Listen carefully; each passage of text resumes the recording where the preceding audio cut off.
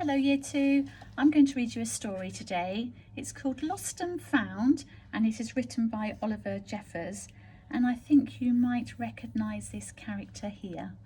Here we go. Once there was a boy, and one day he found a penguin on his doorstep. The boy didn't know where it had come from, but it began to follow him everywhere.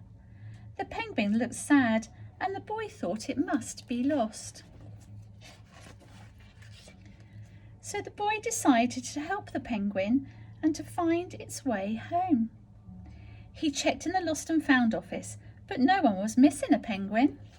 He asked some birds if they knew where the penguin had come from, but they just ignored him. Some birds are like that. The boy asked that his ducks, but the duck floated away. He didn't know. That night the boy couldn't sleep for disappointment. He wanted to help the penguin, but he didn't know how. The next morning he discovered that penguins come from the South Pole. But how could he get there? He ran down to the harbour and asked a big ship to take them to the South Pole, but his voice was much too small to be heard over the big ship's horn. So together he and the penguin would row to the South Pole. The boy took his rowboat out of the cupboard and they tested it for size and strength. They packed everything they would need, and together they pushed the rowboat out to sea. They rowed south for many days and nights, with the boy telling stories all the way. The penguin listened to everything that the boy said. They floated through good weather and bad, when the waves were as big as mountains. Until they came to the South Pole, the boy was delighted, but the penguin said nothing. Suddenly it looked sad again as the boy helped it out of the boat. The boy said goodbye and floated away, but as he looked back, the penguin looked sadder than ever.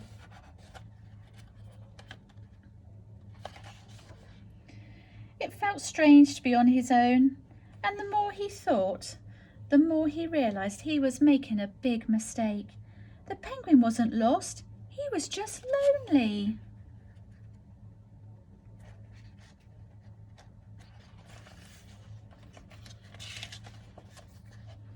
Quickly he turned the boat around and headed back to the South Pole as fast as he could. At last he reached the pole again. But where was the penguin? The boy searched and searched, but he was nowhere to be found. Sadly, the boy set off for home. There was no point telling stories because there was no one to listen except the wind and the waves. But then the boy saw something in the water ahead of him. Closer and closer he got until he could see the penguin! And so the boy and his friends went home together, talking of wonderful things all the way. Oh, what a lovely story. Now, I think Mrs. Britton may have put something for you to do relating to this story on our class page. So take a look, but if you don't want to, or you don't fancy it, or just enjoy the story. I did. Take care, and I will see you soon. Bye.